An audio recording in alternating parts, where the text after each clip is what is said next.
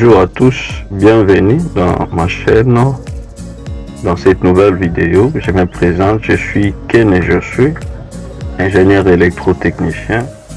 Dans cette nouvelle vidéo, nous allons parler de la mise en marche de la génératrice pour la première fois. Donc, quelles sont les étapes pour mettre en marche votre génératrice que vous avez achetée? Alors, comme vous allez vous rendre compte, nous sommes en plein campagne. On a construit une maison et puis il y a la source d'alimentation chez nous au Congo, la SNEL comme on l'appelle. Donc nous avons installé l'armoire électrique dans un petit local de la génératrice. Nous allons aussi mettre en marche la génératrice pour alimenter cette maison. Donc nous allons y aller étape par étape pour voir comment procéder.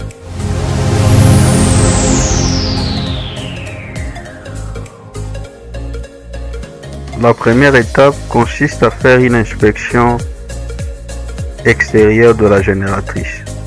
C'est-à-dire après réception, il faut la faire sortir de l'emballage du carton généralement et puis vérifier l'apparence extérieure de la génératrice. Est-ce que tout va bien? Est-ce qu'il y a des pièces qui sont cassées, les prises, les poignées de fermeture? Tout est en place. Est-ce qu'il y a des égratignures? Est-ce qu'il y a des bosses? Cette inspection extérieure, c'est la première étape qui nous indiquera que tout est correct. Nous pouvons l'accepter et nous pouvons l'utiliser par la suite.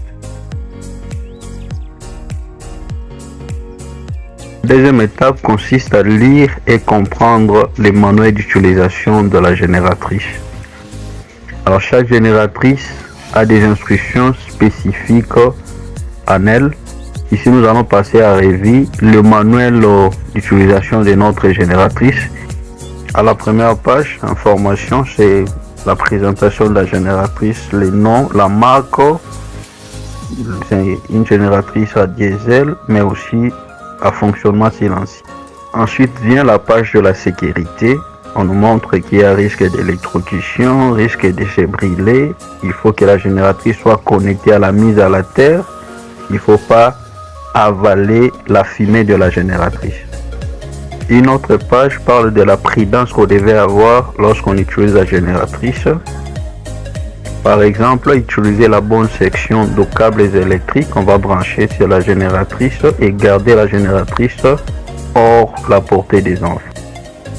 Ne pas avaler la fumée, risque de brûler des chocs électriques. Mettre à la position en l'accélérateur lors du démarrage. C'est une autre information qu'on reçoit ici sur cette page. Ouvrir le valve à carburant pour passer le carburant lors du démarrage. Voici la page de l'alimentation électrique. Nous avons la partie alternateur qui alimente au moyen du disjoncteur les prises de courant. Et puis nous avons les différentes lampes témoins qui nous indiquent les bons fonctionnements ou les défauts. Pour chaque période de maintenance, il y a des opérations à faire pour entretenir la génératrice. Voici la page qui nous indique ce que nous devons faire dans chaque opération de maintenance. Et la dernière page nous indique les différentes pannes qui peuvent arriver et comment nous pouvons réparer ces pannes.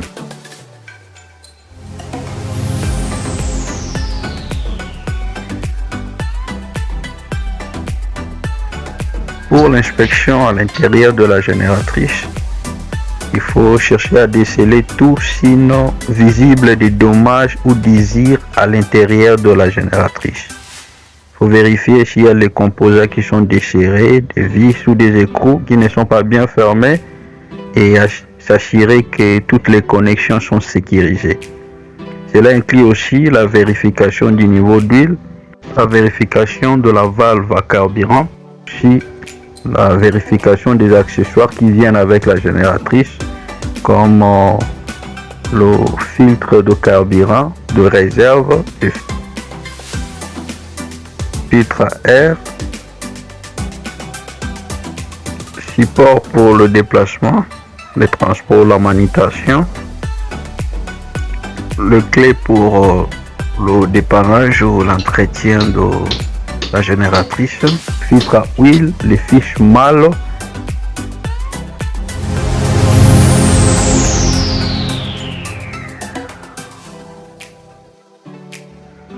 Pour ce qui est du choix du carburant, il faut utiliser le carburant approprié. Le manuel de la génératrice et la plaque signalétique nous indiquent que pour notre génératrice, il faut utiliser du diesel. Donc, on s'assurera la présence du filtre à carburant. On va commencer à remplir le carburant. Alors, si on n'est pas sûr avec le tube de carburant utilisé dans sa génératrice, mieux vaut contacter le fabricant au lieu de mettre n'importe quel carburant au risque de le détériorer. Certaines génératrices nous donnent la possibilité de regarder la quantité du carburant qu'on met.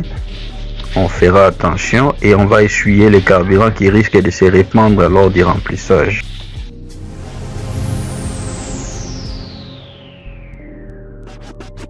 Nous voici à la 5e étape qui consiste à remplir et vérifier les niveaux d'huile. Généralement, la génératrice ne vient pas avec l'huile. Il faudra la remplir. Pour cela, il faut suivre les recommandations du fabricant concernant les types d'huile à utiliser. Et après chaque période de maintenance, il faut faire le vidange, remplacer de l'huile. Concernant les types d'huile à utiliser, j'ai déjà fait une vidéo sur ça, je vous mets les liens au-dessus.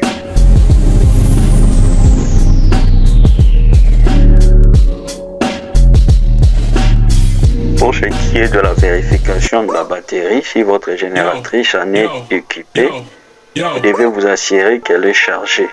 Vous pouvez vérifier sa tension à l'aide d'un multimètre. Vous devez vous rassurer aussi qu'elle est bien connectée. Pour sa maintenance, vous devez suivre les instructions du fabricant.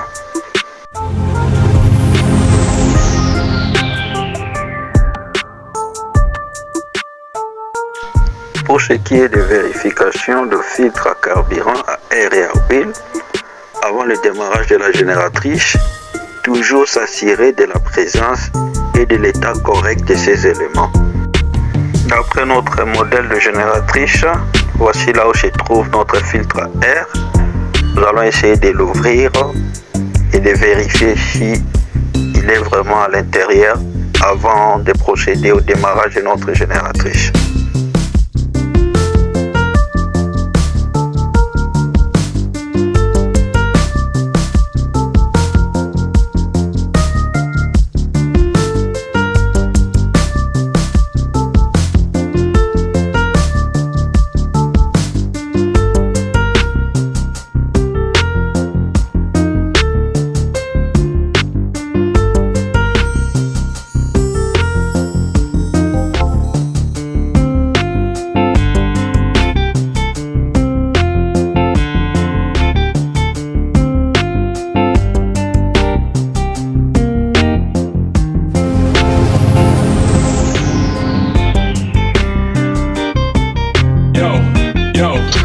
Nous voulons nous assurer que notre starter est à la position marche lors du démarrage de la génératrice.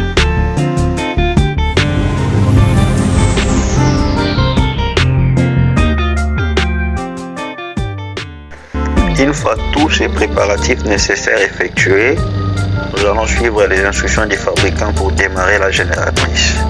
Pour notre cas, mettre la clé à la position on et appuyer sur les boutons verts pour faire démarrer la génératrice. Mais également, à l'aide du bouton de défilement, on peut vérifier différents paramètres de la génératrice.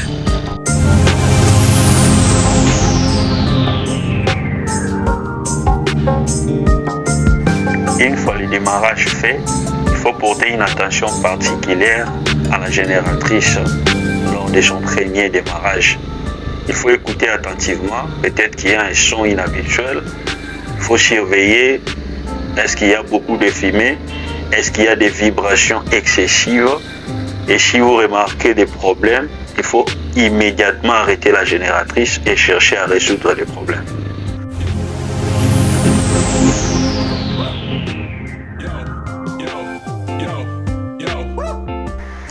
Une fois le moteur allumé, mettre les charges de manière progressive. Ne pas allumer toutes les charges au même moment.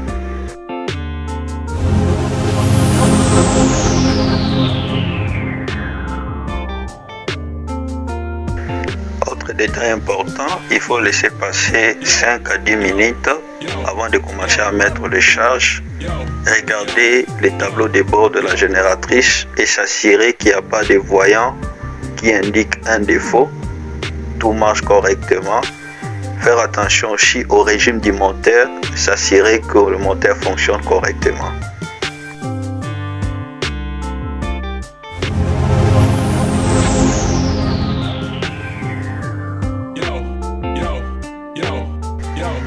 Pour ce qui est de l'arrêt de la génératrice, lorsque vous avez terminé les tests, suivez la procédure de l'arrêt recommandée par le fabricant.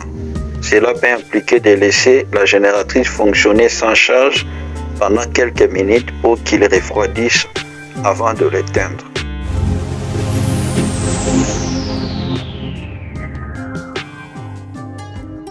Prenons un autre aspect, il s'agit de la maintenance. Quelles sont les opérations de la maintenance que nous pouvons faire avec la génératrice? Voici un petit tableau élaboré qui nous montre à chaque période les différentes tâches que nous pouvons faire. Les croix dans chaque cellule indiquent l'opération de maintenance à faire et la colonne au-dessus nous montre à quelle période. Par exemple, d'après l'utilisation de la génératrice, tous les 15 jours, il faut faire les tests de fonctionnement, s'assurer que tout marche correctement. Il faut vérifier aussi les niveaux d'huile et pour toutes les 50 heures, il faut refaire la même opération, test de fonctionnement et révérification du niveau d'huile. En ce qui concerne le vidange d'huile, on le fait généralement à 100 heures de fonctionnement de la génératrice. Une autre opération de la maintenance, c'est le nettoyage du filtre à air. Ce nettoyage intervient généralement à 50 heures de fonctionnement. Le remplacement du filtre à air ou à huile intervient généralement après 100 heures de fonctionnement de la génératrice ou après 6 mois. Le nettoyage du filtre à carburant intervient après 50 heures de fonctionnement. Nettoyage des bougies chaque 100 heures. Remplacement des bougies, c'est après une année environ. Contrôle des tuyaux de carburant, c'est après une année. Réglage des soupapes, c'est aussi après une année. Et une année sur 2, il faut nettoyer le réservoir de carburant. Revenons pour parler de chacune de ces pièces. Commençons avec le filtre à air. Comme nous le voyons sur l'image, c'est comme ça qu'il se présente. Comme nous l'avons montré dans la vidéo, il faut ouvrir la carcasse, utiliser un pinceau, le souffleur ou l'aspirateur pour enlever la poussière. Si c'est encore bon, le remettre en place. Vidange et remplissage d'huile moteur. Suivant la forme de la génératrice, il faut ouvrir le bouchon qui est sous forme d'une vis et puis commencer à remplir l'huile. Il faut prévoir l'entonnoir pour ne pas les répandre. Pour le vidange, il y a toujours une vis prévue en bas. Il faut l'ouvrir, faire le vidange et la refermer. Question importante, quelle huile utiliser?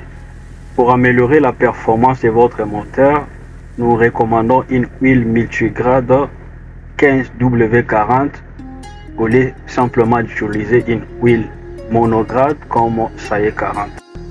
Certaines génératrices sont munies de filtres à huile. Il faut après chaque période de maintenance le remplacer aussi. Comment procéder? Nous avons 3 étapes. Premièrement, démarrer la génératrice pendant 3 à 5 minutes et arrêter là. L'huile va perdre ainsi sa viscosité. L'huile chaude sera facile à vider. Ensuite, vous allez remplacer le filtre. Il y a de clés de filtre. Il faut serrer tout autour des filtres et les tourner dans le sens anti-horlogique pour le faire sortir. Il faut veiller à la propreté des filtres à huile et à carburant pour éviter des à-coups lors du démarrage du moteur. Et il y aura beaucoup de fumée si ces filtres sont sales et les moteurs risquent de s'arrêter. Pour ne pas oublier les détails importants de la maintenance, il faut établir un calendrier qui nous rappellera chaque période de maintenance et chaque opération que nous sommes censés faire. Ce calendrier doit être placé dans les locales de la génératrice, juste à côté pour ne pas oublier chaque période de maintenance. Les avantages d'une bonne maintenance sera une bonne lubrification du moteur, la diminution de la consommation préservera les pièces à bon état.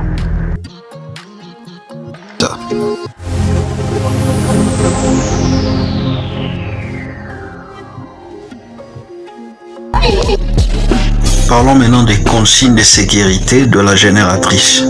Étant un équipement électrique, il y a certaines règles auxquelles nous devons veiller lors de l'utilisation. Alors pour connaître ces règles, nous devons regarder le manuel d'utilisation et faire attention à certains symboles, comme celui-ci qui indique le risque de blessures corporelles ou de dommages matériels, voire de la mort, si les instructions ne sont pas respectées. Un autre risque, c'est le risque d'incendie. Nous savons que la génératrice fonctionne à l'aide du carburant et c'est un produit inflammable, donc il faut faire attention aux faits. Voici quelques instructions. Ne jamais rajouter du carburant dans le réservoir pendant le fonctionnement du moteur. Il faut arrêter le moteur pour rajouter le carburant et puis rallumer le moteur.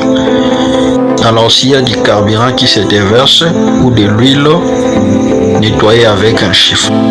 On verra aussi à l'endroit où on met la génératrice, ça doit être un endroit suffisamment aéré, de préférence un endroit ouvert. On verra aussi à mettre la génératrice le plus loin possible des produits inflammables ou explosifs. La génératrice ne génère pas seulement du courant, mais aussi de la fumée qui peut être toxique et dangereuse pour la santé. Alors qu'est-ce qu'il faut retenir? Comme on l'a déjà mentionné, on mettra la génératrice dans un endroit ouvert, bien ventilé, aéré, pour ne pas avaler la fumée. Risque de brûler. La génératrice provoque la chaleur lors du fonctionnement. Nous éviterons de toucher certaines parties métalliques au risque de se brûler. Risque de court-circuit. Bien évidemment, la génératrice produit la tension électrique, donc on peut en être électrocuté. On verra au nombre de sécurité, entre autres, veiller à la qualité de câble d'alimentation. Celui-ci ne doit pas être troué, dénudé, et puis éviter de toucher les fils alors que le câble est déjà branché. Prévoir un disjoncteur différentiel qui protégera les utilisateurs pour qu'il n'y ait pas d'électrocution. Parlons aussi de la batterie, c'est un autre élément important auquel il faut veiller. On sait que certaines batteries contiennent l'acide comme électrolyte. On imagine si on entrait en contact avec nos mains et on touchait le levier, ce qui pourrait arriver. Alors que faire? Nous pouvons porter le gant et lunettes de sécurité pour nous protéger. Et si par malheur l'acide pénétrait dans nos yeux, nous irons immédiatement voir un médecin.